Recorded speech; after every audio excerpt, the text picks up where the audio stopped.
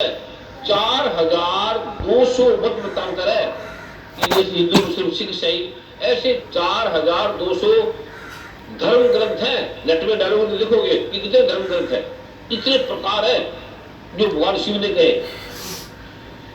ये सब बातें बिना उस उत्कीर्ण निष्कीर्ण और गुरु के बिना उसको जाने, ये सब जीवों का मार्ग भ्रांत करने वाली है, भटकाने वाली है। इस सभी से आपको कुछ भी नहीं मिलेगा, राख आपके हाथ में जाएगी, कुछ नहीं मिलेगा।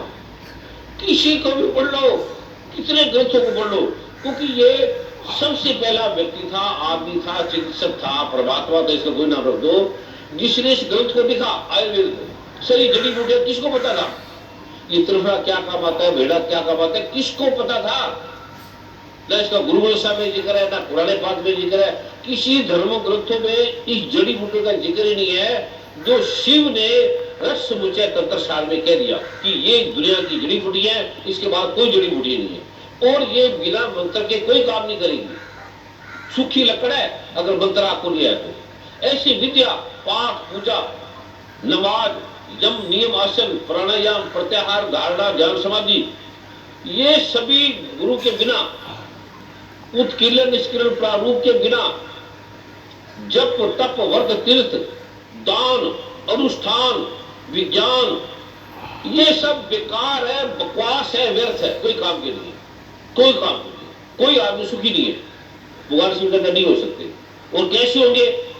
हे पार्वती, गुरु के द्वारा आत्मा हृदय से ली गई, मन से नहीं, हृदय से ली गई, मन से तो समझेगा नहीं, मन तो काट देगा।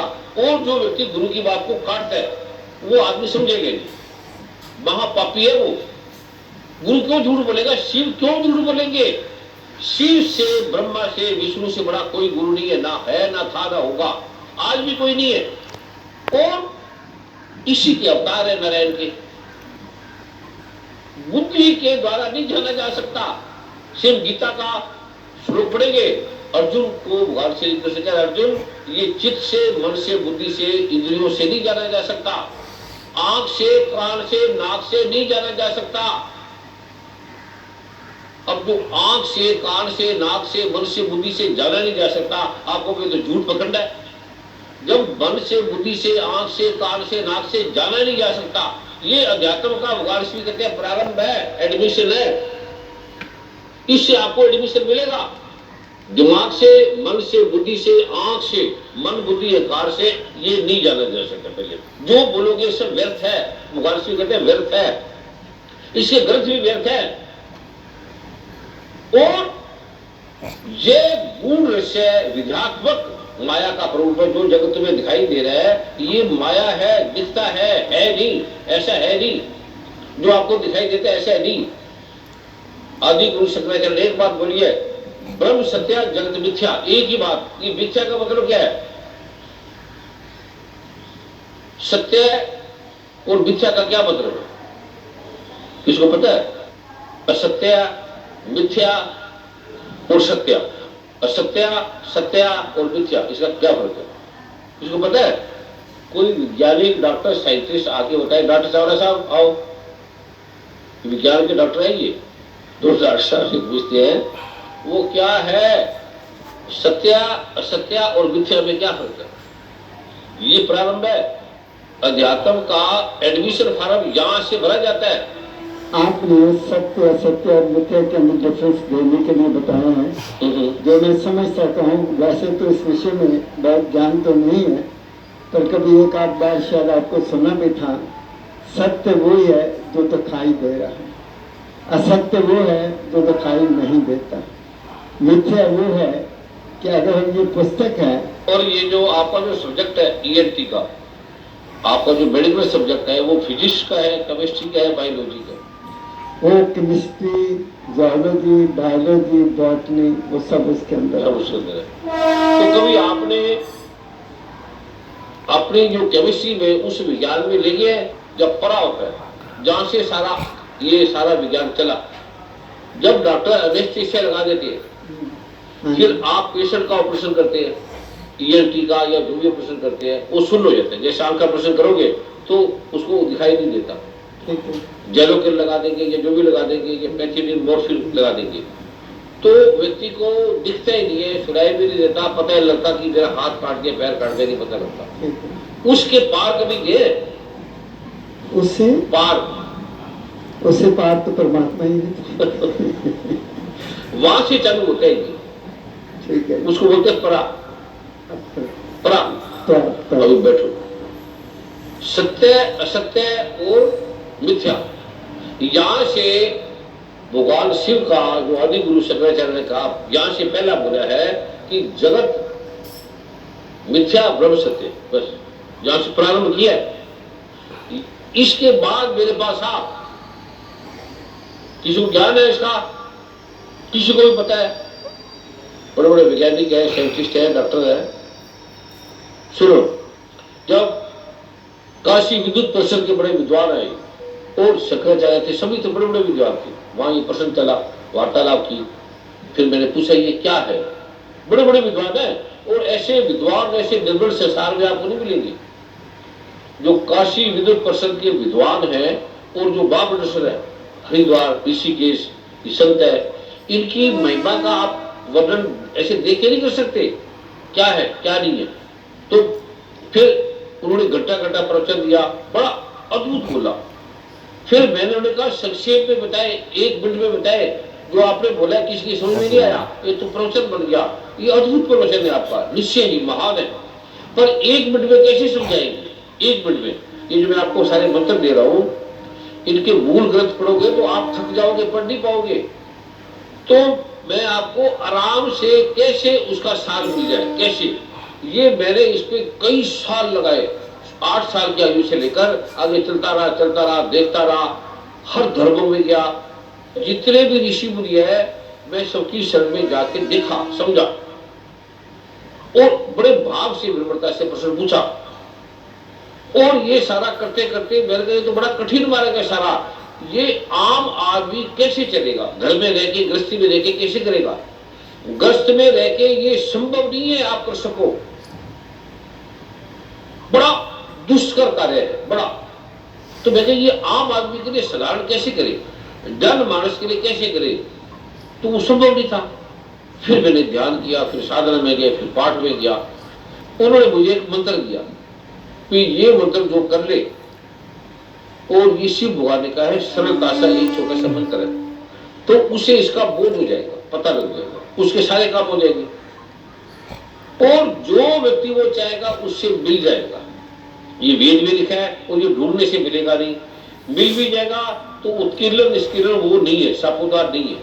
तो मैं बड़ा खुश हुआ, और जो पहला समागम था तो वहां वो पहली बार दिया, वो करते रहो करने लगे, गरीब से वीर बन गए, क्या से क्या बन गए। जो कई आदमी ऐसे बेकार थे, काम ही नहीं था, वो करोड़पति बन गए, और करोड़पति बन के ठगी मारने लगे, चोरी करने लगे, और काम करने लगे।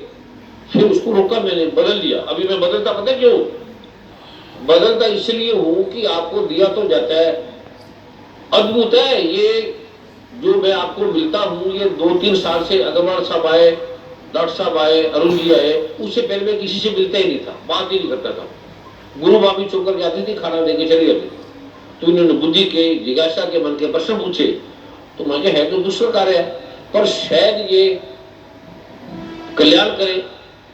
अकबर ने वो वैष्णो देवी के विशेष संत से लेकर वो रेशम को दिया अकबर को, उसने सोने का छत्र, उसका काम हो गया, बड़ी दुविधा में था वो। तो उसने घोष किया, उद्घोष किया कि मैंने दुर्गा मां को सोने का छत्र चढ़ाया है, मुझे दुर्गा मां से ये मिला है। हमारे कोई मंत्री भी नहीं बोलता मुझे दुर्गा मां से ये काम हुआ, मेरे ये काम हुआ, बोलते ही नहीं। अब गजेंद्र जी आपके सामने बैठे हैं, गर्व से बोलते हैं, ज्योतिषों ने सबने कह दिया आपका बेटा डॉक्टर बन ही नहीं सकता, मतलब भी नहीं है, और इसमें वो नहीं है, नहीं बन सकता। तो आए, तो मैंने कहा गजेंद्र जी ये पाठ मंत्र कर लो। गजेंद्र जी आप बताओ, ये ज्यादा अच्छी तरह बताइए। मैंने कहा ये वेद में लिखा है और आयुर्वेद हमने पढ़ा है, और जब ये व्यक्ति शिव इसके बारे में कह रहा है तो ये अद्भुत है, इसमें गर्व से कहना चाहिए मैं हिंदू हूं, गर्व से कहना चाहिए मैं सनातन आलोक को मानने वाला हूं। और फिर ये मिला, और ऐसे ऐसे लोग ठीक हो गए दुखों से जिसकी कल्पना भी नहीं की जा सकती। कभी सुना है आदमी अंधा हो, बहरा हो, वो सुनने लग जाए? कभी सुना है? कैंसर खत्म हो जाए, ट्यूमर खत्म हो जाए, रूमेटाइड खत्म हो जाए, यूरिक एसिड कम हो जाए, ESR नॉर्मल हो जाए, लीवर के कैंसर खत्म हो जाए, RO फैक्टर ठीक हो जाए, ऐसे ऐसे रोग, हार्ट की ब्लॉकेज ठीक हो जाए, मरा हुआ आदमी जिंदा हो जाए। ये मेरा है, ये शिवजी भगवान का हवाला देके मैं एक एक चीज का विवरण देता हूं, जो मंत्र देता है ये यहाँ लिखा है, सुनो इनसे।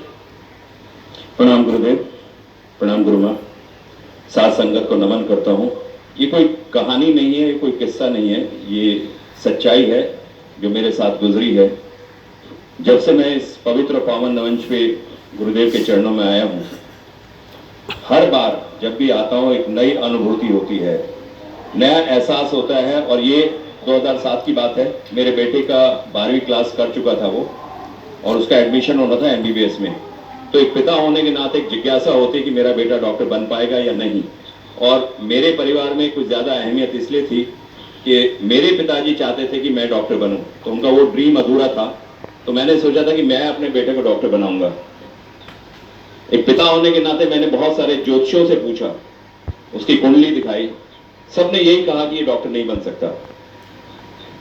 मुझे थोड़ी परेशानी सी थी, तो अरुण जी के माध्यम से मैं गुरुजी तक जब पहुंचा, तो गुरुजी का ये बीज मंत्रों का जो देते हैं, बांटते हैं बीज मंत्र, मुझे इसके बारे में ज्यादा ज्ञान नहीं था। मुंबई के धाम में गुरुदेव से मुलाकात हुई और मैंने गुरुदेव से कहा कि गुरुदेव मेरा एक सपना है कि मेरा एक ही बेटा है, वो डॉक्टर बने। गुरुदेव ने कुछ सोचा और ये तारीख मैं बता सकता हूं। अभी जो सत्य असत्य और मिथ्या की बात हो रही थी, ये सत्य इसलिए है कि इसका प्रमाण है और मैं उसका साक्षी हूं, अरुण जी उसके साक्षी हैं। गुरुदेव के सामने हम बैठे थे और गुरुदेव ने कहा कि डॉक्टर बन तो नहीं सकता, लेकिन इसे बनाना पड़ेगा। तो मुझे ये लाइन थोड़ी सी समझ में नहीं आई, क्योंकि हम लोग अज्ञानी लोग हैं, हम लोग संत महापुरुषों से बहुत पीछे मतलब बहुत ही पीछे हैं, क्योंकि उनके एक एक शब्द में कोई ना कोई मायने होता है। 15 मई 2007 का किस्सा है और 17 मई 2007 को उसका एग्जाम, एंट्रेंस एग्जाम था। गुरुदेव ने एक मंत्र लिख के दिया, मैंने अपने बेटे को वो मंत्र दिया और गुरुदेव ने कहा कि जहां भी बेटा एग्जाम में अंदर जाने के बाद अटक जाए, उसको बोलना कि ये मंत्र 9 बार मन में पढ़े और जहां टिक कर देगा, क्योंकि वहां पे मल्टीपल चॉइस क्वेश्चंस आते हैं MBBS के एंट्रेंस एग्जाम में, जहां भी वो टिक कर देगा उसका सही हो जाएगा। तो मैं बेटे को लेकर एग्जामिनेशन हॉल में गया 17 मई 2007। घाट के ऊपर एक जगह है मुंबई में, वहां सोमाया कॉलेज में उसका सेंटर था। मैं इसलिए ये बातें बता रहा हूं कि ये प्रमाणित हैं, बातें हैं, कहां सेंटर था, कौन से जगह था। जब बेटा एग्जाम में गया तो थोड़ा सा टेंशन में था, उसे भी ये समझ नहीं आ रहा था कि मंत्र जो है प्रश्न का उत्तर सही कैसे कर सकता है। उसने बहरहाल वो मंत्र याद किया होता और जब एग्जाम खत्म होके बाहर निकला 3 घंटे के बाद, तो बहुत ही ज्यादा टेंशन में था, पसीना आया हुआ था। मैं बोला क्या हुआ? तो उसने कहा डैडी मुझे 6 सवालों का उत्तर नहीं आया। और 6 सवाल MBBS एंट्रेंस एग्जाम में बहुत बड़ा मायने रखता है, क्योंकि एक एक क्वेश्चन के पीछे 150, 200 स्टूडेंट्स आते हैं, क्योंकि परसेंटेज जो होती है 0.001% तक मैच करते हैं वो लोग। तो मैंने कहा फिर क्या किया? कहता आपने बोला था, गुरुजी ने बोला था कि मंत्र पढ़ के टिक कर देना। मैंने वो 6 के 6 मंत्र पढ़ के टिक कर दिए। तो मैं बोला 6 के 6 का उत्तर याद है? बोला हाँ मुझे याद है। तो उसकी जहां कोचिंग होती थी एंट्रेंस एग्जाम की, मैं उस टीचर के पास लेके गया। उसका नाम है रवि सर हम लोग बोलते थे, विले पार्ले ईस्ट में उनका सेंटर है। मैं ये सब चीजें इसलिए बता रहा हूं कि प्रमाणित है। वो जगह कौन सी थी, वो टीचर कौन सा था, उसका नाम लेके बता रहा हूं आपको मैं। और जैसे गुरुदेव ने कहा कि मेरे मंच पे गजेंद्र जी ये बताते हैं, सच्चाई है इसलिए बताता हूं, कोई इसमें झूठ नहीं है, कोई दोगलापन नहीं है और किसी से डर के नहीं रहना मुझे, क्योंकि जो हुआ है मेरे साथ मैं वही बयान कर रहा हूं। रवि सर के पास जब गए तो रवि सर से कहा कि 6 सवाल पे ये बेटा अटक गया था और इसने शायद, हमारे गुरुदेव ने कहा था कि मंत्र पढ़ के लगा देना। तो वो टीचर भी हंसने लगा थोड़ी देर। तो उसने कहा अच्छा उत्तर क्या दिया है? तो उसको 6 के 6 का उत्तर याद था। तो उसने बताया कि इस प्रश्न का उत्तर ये दिया, इसका ये दिया। तो रवि सर ने बोले तो 6 के 6 ठीक करके आया। तो बिलीव मी जिस दिन उसका रिजल्ट आया, वी ऑल वर शॉक्ड। हम अचंभे में थे।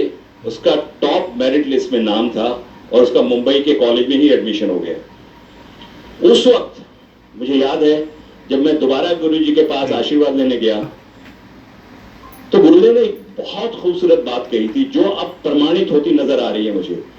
वो कहते हैं ना, जिस डॉक्टर के पास जाओ और दवाई आपको ठीक लग जाए तो उस डॉक्टर को आप जगह जगह रिकमेंड करते हैं कि भाई वो डॉक्टर के पास जाओ, उसकी दवाई बड़ी अच्छी है। मैं कोई यहाँ एडवर्टाइजमेंट नहीं कर रहा हूं, मैं अपना अनुभव बता रहा हूं। गुरुदेव से मैंने कहा, गुरुदेव ये MBBS कर जाएगा, इसका और क्या फ्यूचर है?